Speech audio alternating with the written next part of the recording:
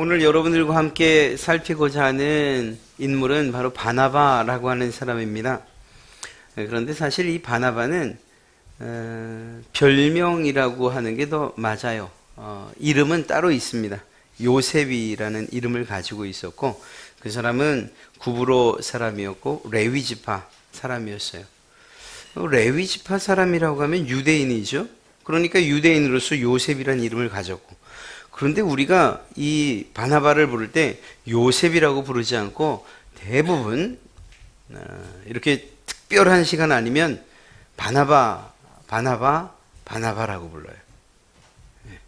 그래서 어떤 사역에도 바나바 사역 뭐 이렇게 이름을 붙이기도 하고요. 또 남전도회의 이름을 바나바 남전도회 뭐 이렇게 붙이기도 하고요. 그래요. 원래 가지고 있던 이름이 의미가 나쁘지도 않고, 또 유대인들 사이에서 오히려 거부감 없이 불려질 이름이 요셉이었는데 바나바라는 이름으로 불려지는 것, 그리고 또 그 이름으로 더 유명해진 사람이라고 이야기할 수 있어요. 첫째는 그가 전도했던 그 사역의 내용이 이방인 전도였기 때문에 아마도 이 바나바라는 말이 더 잘 사용되지 않았을까 싶기도 합니다만, 그러나 그 바나바라는 이름이 가지고 있는 의미를 생각하면 그가 어떻게 살았는가, 어떻게 신앙했는가, 특별히 교회 지도자로서 어떻게 그 교회들을 돌봤는가, 또 주의 사역을 했는가를 잘 알 수 있어요. 이 바나바의 뜻은 위로의 아들 혹은 권면의 아들 이런 뜻이에요. 오늘 제목처럼 위로의 아들 바나바, 누군가를 위로하는 일들을 굉장히 잘했던 사람인 것을 보게 됩니다. 지금 이 바나바가 일할 당시에 그때는 어땠는가 하면, 스데반 집사가 이제 죽게 되고, 그러면서 교회는 폭발적인 성장을 하게 되면서 이제 흩어지게 되는 이런 상황이었습니다. 어찌됐거나 교회가 자라가고 또 성장을 해가면서 교회 안에 조직들이 좀 더 체계적이어야 하고, 그리고 관리가 필요했던 것이 사실이에요. 그런 상황들 가운데에서 그들에게 어떻게 하면 더 선교를 잘할 수 있을까, 특별히 이방인 선교에 대해서 이런 고민을 하고 걱정을 하던 이런 상황 가운데에서 많은 일꾼들이 필요했는데, 아주 독보적으로 사도 바울도 있지만 이 바나바라고 하는 사람이 이 초대교회 당시에 이 교회 안에서 아주 중요한 역할을 했던 그러한 사람인 것을 보게 됩니다. 바나바의 그 개인적으로 그가 어떻게 사역을 했고 어떤 사람이었는가 하는 것에 대해서 성경은 잘 이야기해 주고 있는데, 그것이 무엇인가 하면 그가 성령이 충만한 사람이었다라고 그렇게 이야기하고 있습니다. 사도행전 11장 24절 말씀을 보면 바나바는 착한 사람이다, 또 성령과 믿음이 충만한 사람이다, 이렇게 이야기를 하고 있습니다. 그러니까 개인적으로 볼 때 그가 선한 사람이었고 그러면서도 성령과 믿음이 충만했다, 이렇게 성경은 기록하고 있어요. 개인적인 신앙에 있어서 조금도 문제 삼을 만한 것이 없었다는 것을 이야기하는 거죠. 한 가지는 성령이 충만했다라는 걸 뭘 통해서 알 수 있었을까? 때로는 방언이라든가 때로는 병고침이라든가 하는 여러 가지 은사들을 통해서도 성령의 충만함을 알 수 있지만, 오히려 이 바나바에게 있어서의 그 성령 충만함은 아마도 그가 착한 사람이라는 것과도 연결되어 있었고, 또 그가 보였던 믿음의 삶에도 무관하지 않았던 것 같습니다. 그러니까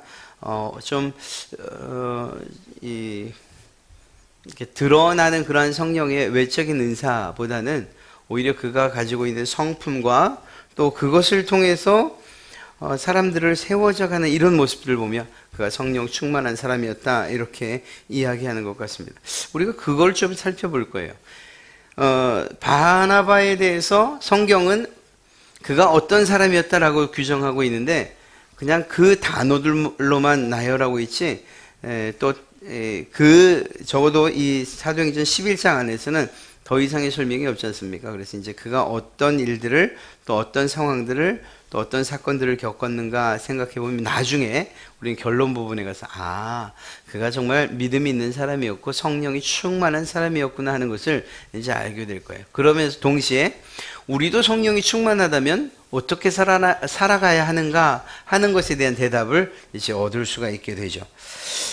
말씀드린 것처럼 이 스데반 집사가 순교한 이후에 그 교회가 확장되어 가면서 바나바는 안디옥이라는 곳으로 이제 파견을 받게 됩니다. 그런데 그곳이 거리상 480km 정도나 된다고 하죠. 그러니까 가까운 거리가 아니었어요. 그럼에도 불구하고 그러한 명령, 보내는 이 파송하는 것에 대해서 다른 말을 하지 않아요. 그냥 순종하여 갑니다. 사실 지금도 선교사님들의 그 특별한 저는 아무리 생각해도 그것이 특별하다고 생각을 해요. 선교사님들의 그 특별함은 노라고 하지 않는다는 거예요. 아니요, 또 다른 곳 없습니까? 이렇게 묻지 않아요. 그냥 성령님이 주시면, 그리고 그 길을 보여주시면 예, 알겠습니다. 그리고 또 그곳에 대한 그 선교에 대한 열정들을 가지고서 뜨겁게 그들을 사랑하는 그런 모습들을 우리가 보게 되지 않습니까? 우리가 이제 선교 헌신 예배를 거치면서 많은 분들을 봐왔지만 그들 안에 그 뜨거움이 있잖아요. 지난번 선교 헌신 예배 뵀던 박정희 선교사님 같은 경우에도 정말 황량해요.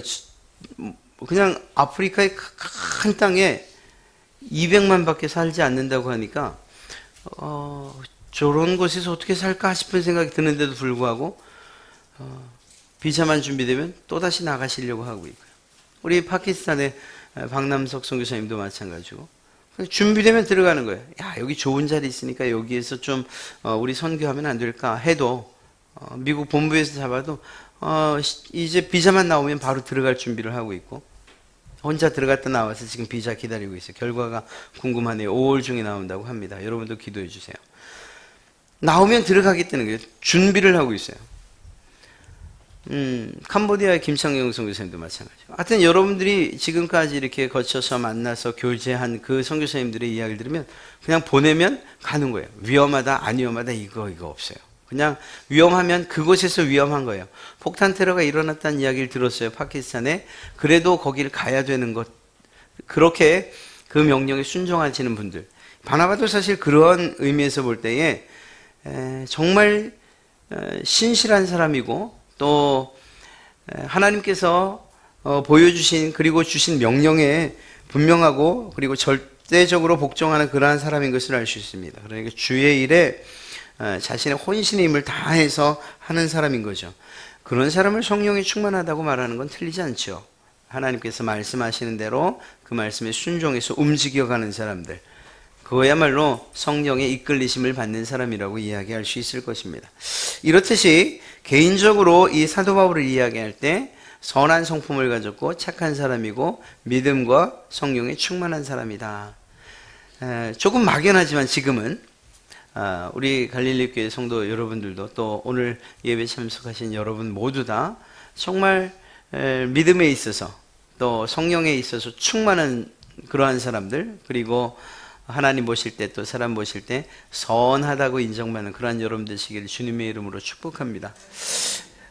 이 사람이 도대체 어떤 사람이었는가를 먼저 좀 살펴보려고 합니다. 그 이름처럼 위로하는 사람이었다는 거예요. 그 위로를 어떤 방식으로 했는가?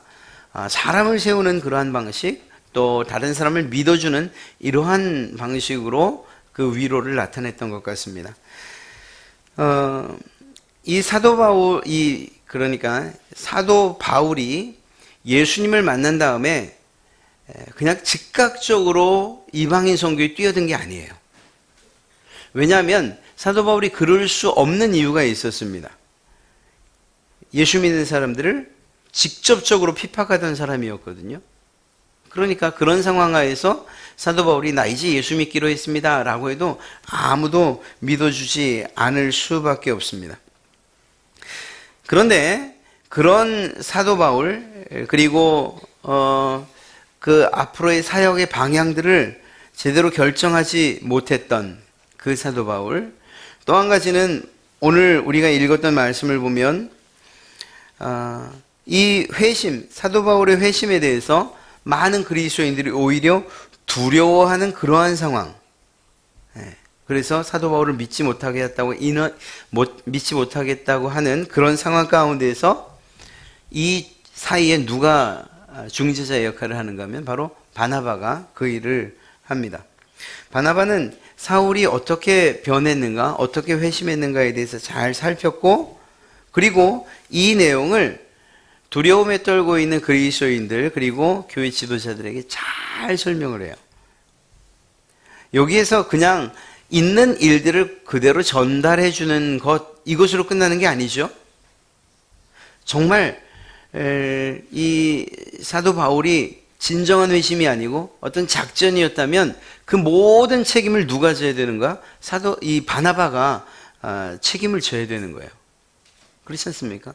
그런데 살펴보고 또 살펴보고, 그리고 그의 하는 말들과 그의 행동들, 그의 믿음을 진지하게 그리고 철저하게 검증한 후에 그 내용을 예루살렘 교회 지도자들에게 그리고 그리스도인들에게 그대로 전달을 해 줍니다. 바로 그 사람이 이 바나바였어요. 오늘 우리가 읽었던 말씀이 바로 그 말씀이고요. 26절부터 27절의 말씀이죠. 사울이 예루살렘에 가서 제자들을 사귀고자 했어요. 사울은 가서 아무런 스스럼 없이 이제 내가 예수 믿는 사람이 됐어요. 이제 나도 당신들과 함께 사역하고 싶어요. 사귀고 싶어요. 라고 얘기를 했어요. 그런데도 불구하고 그때의 반응은 다 두려워하여. 사도 바울이 얼마나 많은 사람들을, 많은 그리스도인들을 제대로 핍박했는 걸 알 수 있는 거죠. 다 두려워할 지경으로. 그가 제자됨을 믿지 아니했다, 이렇게 얘기를 하고 있어요. 아무도 사도 바울이 회심했다는 것에 대해서 믿지 않았습니다. 그런 상황에서 바나바가 데리고 사도들에게 가서, 그러니까 그때의 교회 지도자들에게 가서 하나님께서 이 사도 바울의 길에서 어떻게 나타나셨는지, 그러니까 이 사도 바울이 어떻게 예수님을 만났는지, 어떻게 보았는지, 무슨 말씀을 하셨는지, 그리고 다메섹에서 그가 어떻게 예수 이름으로 담대히 복음을 증거했는지에 관한 이야기들을 전달해 줘요. 그래서 결국은 이 사도들도 그리고 그리스도인들도 사도 바울의 회심에 대한 의심을 거두게 되죠. 여러분, 이 위로한다라는 것이 그냥 단지 내가 너와 함께 아픈 마음을 가지고 있어, 내가 너의 감정에 나도 동감해, 이런 정도가 아니라니까요. 사실 이 바나바가 사울을 세운 이 사건은, 이 사도 바울을 세운 사건은 자기의 명예나 심지어는 자기의 목숨까지도 걸고 한 일이라고 해도 틀리지 않습니다. 사도 바울이 진짜 회심한 것이 아니었다면 이 기독교가, 그 당시 교회가 어마어마한 핍박을 받을 수밖에 없는 상황이었으니까 말입니다. 그러니까 사도 바울이 바나바를 통해서 소개되었다, 바나바가 그 일을 했다, 이것은 아주 이 모든 교회에서 일어나는 이후에 일어난 모든 일에 대해서 책임을 지겠다고 하는 그러한 마음을 가지고 했던 것을 알 수가 있습니다. 사실 바나바가 아니었다면 사울이 제자들과 함께 이렇게 동역, 그리스도의 복음 전하는 일들을 하지 못했을 것이죠. 그러나 바나바가 그 일을 해내게 한 것입니다. 공동체 안에서, 어떤 모임 안에서 사람과 사람 사이에서 막혀있는 담을 누가 오셨습니까? 예수님이 오셔서 하셨죠. 그러나 그럼에도 불구하고 실제적인 이 담을 오늘 성경에서는 바나바가 헐은 것이라고 이야기해도 결코 틀리지 않습니다. 사울이 일을 할 수 있도록, 사도 바울이 일할 수 있도록 길을 열어줬고, 그리고 서로 간의 그런 불신의 요소들을 제거했고 의심을 제거했어요. 그래서 훌륭한 사역자로 일할 수 있게끔 해줬죠. 그 일을 바나바가 했다는 것입니다. 또한 그냥 그렇게 소개한 것으로 끝나지 않았어요. 뭘 해야 될지, 또 어떤 사역들을 해야 될지에 대한 그 길들을 구체적으로 제시를 해줘요. 그래서 바나바가 이제 안디옥으로 아까 말씀드린 것처럼 파송이 되거든요. 이렇게 파송됐을 때 사울을 기억하고 생각해서 결국은 사도 바울을 이 안디옥으로 불러오게 됩니다. 그리고 거기에서 함께 사역을 해요. 사실 교회 안에 지도자가 둘이 있다? 이건 사실 쉬운 일이 아니에요. 이건 단지 교회뿐만 아니라 어떤 공동체도 사실 마찬가지예요. 그럼에도 불구하고 바나바가 사역에 있어서 정말 우열을 가릴 수 없는 그 사람, 바울을 안디옥으로 함께 일하자고 불러온 것, 이것이 정말 대단한 일 아니겠습니까? 함께 동역하자고 불러서 그를 참된 사역자로 세워나가고 있는 것을 보게 됩니다. 바나바가 그런 일들을 했어요. 또한 안디옥 교회에서 부조를 이제 예루살렘 교회로 보낼 때, 그때에도 바나바는 사울과 이 바울과 함께 동행을 하게 돼요. 선교사로 파송될 때도, 또 예루살렘 교회로 돌아갈 때도 그러한 일들을 합니다. 함께 움직여가고 함께 동역하는 모습들을 보게 돼요. 사울과의 관계에서뿐만은 아니었어요. 이후에 바나바의 그 자신의 생질, 그 조카 마가가 말썽을 좀 일으켜요. 1차 전도여행 때 바울과 바나바가 함께 전도여행을 가다가 그 중간에서 함께 동행했던 바나바의 생질 조카가, 이 마가가 돌아가 버려요. 그냥 아무 말도 없이 돌아가 버려요. 그렇게 돼서 이후 2차 전도여행을 나갈 때 바나바는 여전히 자기의 생질을 데리고 가자, 마가를 데리고 가자. 바울은 절대 안 된다. 지난번 여행 때 봤지 않냐. 그냥 아무 말 없이, 얘기도 없이 돌아간 그런 무책임한 마가를 이번에 또 데려간다고? 안 돼. 바나바는 데리고 가자, 바울은 안 돼. 그래서 성경을 보면 심히 다퉜다고 얘기를 했어요. 큰 소리를 내면서까지 다퉜어요. 그리고 둘이 헤어져요. 사실 그렇게까지 포기를 해야 되나 싶을 정도로 바나바의 그 마음을 어떤 면에서는 이해할 수가 없죠. 선교 사역을 지금까지 1차 전도여행 때 같이 일했던 그 바울과 함께 2차 전도여행 가는 게 맞는데, 그 생지를 포기 못해가지고 거기서 그렇게 대판 싸우고 헤어지나? 이렇게 생각할 수 있어요. 물론 이것은 하나님께서 하신 일이라고 봐야 돼요. 왜냐하면 바울은 신라를 만나서 전도여행을 떠나게 되고, 또한 바나바는 끝까지 그 마가를 놓지 않고 그를 챙겨서 역시 선교여행을 떠나게 되거든요. 나중에 보면 이 마가가 얼마나 사도 바울의 마음에 담겨 있는지, 사도 바울을 도왔는지, 마가를 향해서 동역자라고도 이야기하고, 그가 없으면 힘드니까 꼭 데리고 오라고 이러한 부탁을 하기도 해요. 마가가 그냥 컸을까 생각해보면 그런 건 아닌 것 같아요. 사실 그렇게 헤어질 때만 해도 마가의 마음에 아주 감정 생기지 않겠어요? 아니 별것도 아닌 것 같고 우리 삼촌하고 싸워가지고 결국은 헤어져? 이런 감정도 생길 법해요. 그런데 그런 생긴 감정들이 어떻게 해결되고 또 어떻게 그가 진정한 사역자로 섰는지 성경에 기록되어 있지 않지만, 그런 한 명 이름이 이 마가와 함께 있다는 것은 알 수 있어요. 그가 바로 바나바죠. 바나바가 이 마가를 끝까지 책임졌던 것 아니겠나, 이런 생각을 할 수밖에 없어요. 그의 이름처럼 위로자, 그리고 권면하는 자. 비록 1차 전도여행 때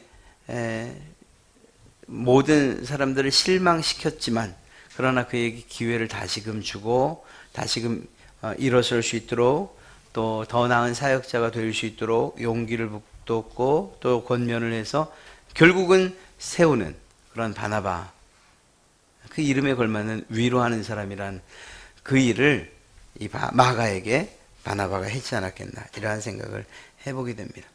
그렇습니다. 결국 사도 바울은 앞서 말씀드렸던 것처럼 이 누가 이 디모데 후서를 보면 누가가 나와 함께 있는데 네가 올 때에 마가를 좀 데려와라.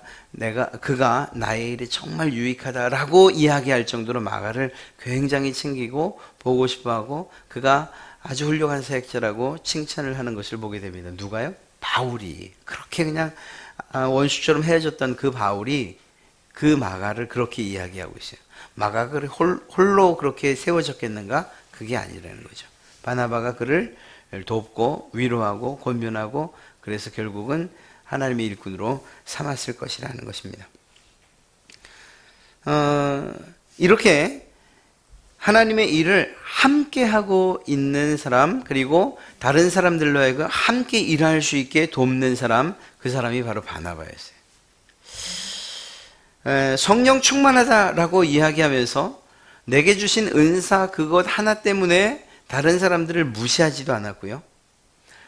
믿음이 있다라고 하는 그것만으로 믿음 없는 사람들에 대해서 무시하지도 않았고요. 오히려 자기에게 있는 성령의 충만함과 믿음의 충만함을 가지고 그렇지 않은 사람들을 격려하고 위로해서 세워가는 그러한 모습들을 이 바나바에게서 봐요. 정말 소원하고 바라기는 우리 갈릴리 교회 모든 성도들, 또 사실 예수님을 믿는 모든 성도들이 이러한 바나바와 같은 이러한 마음으로 옆에 있는 사람들, 또 나보다 좀 못한 이들을 함께 이렇게 함께 갈 수 있으면 얼마나 좋겠는가. 아니 이런 생각을 해봅니다. 왜냐하면 이 문만 나가도 세상은 2등은 생각하지 않잖아요. 2등은 별로 돕는 조력자. 그래도 요즘 영화에는 조연이 아주 특별한 아주 감칠맛을 내주지만, 그러나 엄격하게 얘기하면 주연과 조연의 차이는 너무 크죠. 그리고 세상은 모두 주연이 되기를 원해요. 그리고 우리가 아이들을 가르칠 때도 야 2등 말고 1등해. 그래도 이번 올림픽 때에는 2등들도 환하게 웃는 모습을 봐서 참 좋았죠. 그게 맞는 거죠. 세계에서 2위인데. 그런 것을 생각하면 사도 바나바가 했던 사역이 바로 그런 것 아니겠는가. 내가 드러나진 않지만 그럼에도 불구하고 다른 사람들을 세워가는 일들을 했던 것을 보게 됩니다. 가정에서도 그런 일이 필요해요. 가정에서도 부모가 자녀들이 부모를 향해서, 교회 안에도 마찬가지고요. 교회 안에서 중직자라고 하시는 분들이 오히려 낮아져서 그들을 섬기고 또 위로하고 권면하고, 우리 권면이란 말을 할 때 뭔가 이렇게 하고 권면하는 것을 생각하시면 안 돼요. 그건 혼내는 거예요. 꾸중하는 거죠. 성경은 꾸중하라고 이야기하지 않아요. 권면, 또 다른 말로 하면 위로하라고 이야기해요. 그렇게 이야기하시는 거예요. 그의 마음을 알고 이해하고 그리고 그의 편에 서서 격려해 주는 거예요. 다시금 일할 수 있는 힘을 북돋아 주는 거예요. 바나바가 했던 그 일처럼 바나바가 정말 어떻게 일해야 될지 모르는 사도 바울, 그를 위로하고 격려하고 그 사역의 방향을 정해주고 함께 걸어가고, 이제는 나는 전도 사역을 할 수 없어. 내가 임의로 했던 그 행동 때문에 사도 바울 선생이 나를 이제는 무시했어라고 낙심하고 있는 자기의 조카 마가를 향해서 그래도 할 수 있다고, 그래도 나와 함께 해보자고 해서 결국은 제대로 된 일꾼으로 세우는 이 일들을 바나바가 하고 있더라는 겁니다. 우리에도 마찬가지예요. 교회 안에서 잘난 어떤 한 사람에 의해서, 많은 것을 가진 한 사람에 의해서 교회가 운영되고 유지된다고 생각해서는 큰 착각이에요. 오히려 그냥 같은 사람들, 그냥 다 없어도 그들이 함께 힘을 합해서 세워가는 것이 그게 교회예요. 있는 분들이 그것들에 대해 자랑하지 않고 오히려 정말 예수님처럼 낮아지고 겸손해서 함께 움직여가는 것. 왜냐하면 그 모든 것들이 하나님에게서 온 것을 우리가 알잖아요.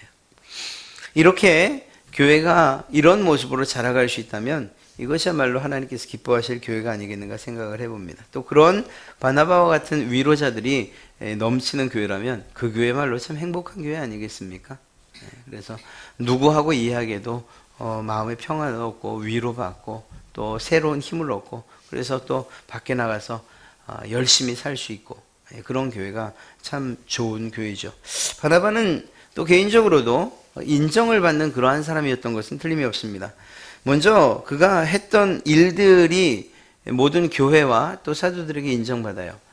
100% 맞다고는 할 수 없지만 헌신을 한다라고 할 때에 사실 물질을 드리는 이 일만큼 어려운 헌신이 없죠. 그런데 바나바는 사실 이런 일에 있어서 자기의 것을 드리는 데 있어서 초대교회에 팔아 서로 통용했다라고 할 때에 바나바가 자기의 것을 팔아 바치는 이 일을 어렵지 않게 했던 걸 볼 수가 있어요. 그러니까 그가 하나님 앞에 정말 헌신했다고 이야기할 수 있는 것, 그건 틀린 이야기가 아니에요. 뿐만 아니라 그의 헌신에 대해서 인정을 받았을 뿐만 아니라 사도들과 교회에도 인정을 받는 사람이었어요. 그래서 무엇이라고 이야기하는가 하면 사도행전 11장 22절을 보면 예루살렘 교회가 이 사람들의 소문을 듣고 바나바를 안디옥까지 보냈다. 그렇죠? 믿을 만한 사람을 보낸다는 거예요. 왜냐하면 안디옥 교회에 정말 복음을 제대로 가르칠 사람, 그리고 교회를 잘 관리할 사람이 필요했는데 그때 누굴 보냈냐? 바나바를 파송하거든요. 믿을 만한 사람을 보내는 건 맞죠. 그러니까 사도들과 교회의 인정을 받았다고 해도 결코 틀리지 않는 거예요.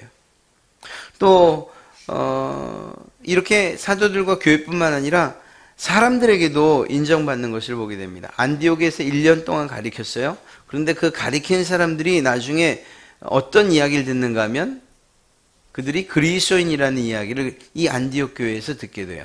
그러니까 이 바울과 바나바가 양육했던, 가르쳤던 그 성도들이 드디어 그리스도인이라고 불려지게 되더라는 거예요. 그리스도인처럼 살았다는 거죠. 그렇지 않습니까? 그 지도자들의 수고가, 그리고 그들이 얼마나 잘 가르쳤느냐, 그 제자들을 보면 아는 거잖아요. 그들이 세상 가운데서 그리스도인이라고 인정받고 불려질 만했다라는 것은 이 두 지도자가 얼마만큼 잘 가르치고, 그리고 실제적으로 이 제자들에게 인정을 받았는가, 사람들에게 인정을 받았는가를 역으로 알 수 있는 거거든요. 뿐만 아니라 바나바는 하나님에게 인정받은 사람이라고 해도 결코 틀리지 않습니다. 하나님께서 그의 헌신과 그의 열정, 그리고 성실함, 이 모든 것들, 그래서 그를 끊임없이 선교 사역에 투입시키는 모습을 보게 돼요. 앞서 말씀드렸던 것처럼 둘이 갈라졌잖아요. 그러면 그냥 그 바울과 실라, 이 사람의, 사실 성경에는 바울과 실라 이야기가 중점적으로 나와요. 이 바나바와 마가가 어떻게 사역했다는 것은 사실 거의 나오지 않는데, 그럼에도 불구하고 성경에 비록 기록되어 있지는 않지만 그가 끊임없이 이러한 선교사로서의 역할을 감당했다는 것을 알 수 있어요. 하나님께서 그를 계속적으로 사용하셨다는 것을 알 수 있죠. 그런 면에서 그는 하나님의 인정을 받았다고 해도 결코 틀리지 않을 것입니다. 바나바라고 하는 이름, 그 이름처럼 우리도 그런 위로의 사람, 권면의 사람, 만나면 마음이 편한 사람, 이런 사람이 되면 얼마나 좋겠습니까? 그냥 막 싸움닭처럼 그냥 만나기만 하면 막 그냥 언성이 높아지고, 그 다음엔 그러고 이제 둘이 탁 틀어져서 가는 그런 사람 아니고 말입니다. 그거 아니고 그냥 막 다투던 사람들 사이에도 여러분이 가면 그냥 왜 그렇게 마음이 그냥 이렇게 무너져 내리는지, 또 서로가 그냥 위로가 되고 격려가 되고, 그래서 화평함이 있는 그러한 일들이 여러분을 통해서 이루어진다면 얼마나 감사하겠습니까? 바로 이러한 바나바의 사역이 그런 사역이라고 생각을 합니다. 그리고 또 그가 그랬기 때문에 이런 여러 가지를 볼 때 그가 성령에 충만한 사람이었다고 성경은 기록하고 있고, 믿음에도 그리고 더 나아가서 착한 사람이었다, 선한 사람이었다는 인정을 받는 것이겠죠. 이걸 역으로 보면 그래요. 우리가 어떻게 살아야 되는가, 우리가 어떤 그리스도인을 살아야 되는가, 다른 사람들을 위로하고 격려하고 함께 동력하고, 낙심한 자들에게 용기를 주고, 그리고 그들을 세우는 일들을 하고, 하나님에게도 인정받고 사람들에게도 인정받고 교회에도 인정받고 하는 헌신과 일에도 인정을 받고, 그럴 때 그에 대해서 다른 사람들이 또 많은 사람들이 뭐라고 이야기하는가 하면 야 착한 사람이구나, 야 성령이 충만한 사람이, 야 믿음이 충만한 사람이구나 이렇게 이야기한다는 거예요. 저는 바라기는 여러분들이 믿음에 있어서나 성령에 있어서나 충만하신 분들 되길 바라고, 또한 여러분의 삶 자체가 선하고 그리고 아름다운 그러한 삶이 되기를 정말 진심으로 바랍니다. 이 일들을 위해서 이 바나바라고 하는 이 의미, 그 이름이 가지고 있는 의미를 여러분들의 삶 가운데도 적용을 시켜보세요. 그래서 내가 위로자가 되리라, 내가 권면하는 사람이 돼, 내가 오늘은 누구를 세울까, 오늘 이렇게 예배당 와보니 아유 좀 얼굴 낯빛이 안 좋은데 내가 가서 이야기해서 용기를 줘야지, 힘을 줘야지, 함께 기도해야지 한 이러한 생각들이 여러분 각자에게 있다면 정말 그 교회야말로 행복한 교회 아니겠습니까? 제가 또 힘들어하면 여러분들이 아 목사님 무슨 일 있어요? 이렇게 한마디 해줘도 제가 아 없어요, 제가 이러죠. 아유 저 죽을 것 같아요. 또 제가 설령 죽을 것 같다고 하면은 저 붙잡고 좀 위로 좀 해주십시오. 그래서 뭐 지위고하가 아니고 뭐 어린 사람이 어떻게 감히 어른들을 위로해, 그런 마음들도 좀 내려놓고 서로가 서로를 향해서 위로 격려할 수 있다는 이러한 마음을 가지고서 그렇게 하나 되어가는 교회, 이 교회말로 하나님께서 기뻐하시는 교회, 그리고 또 성도들이 행복한 교회가 아니겠는가. 오늘 바나바의 이야기를 살피면서 우리 교회가 그렇게 됐으면 좋겠다 하는 그런 소원을 가져봅니다.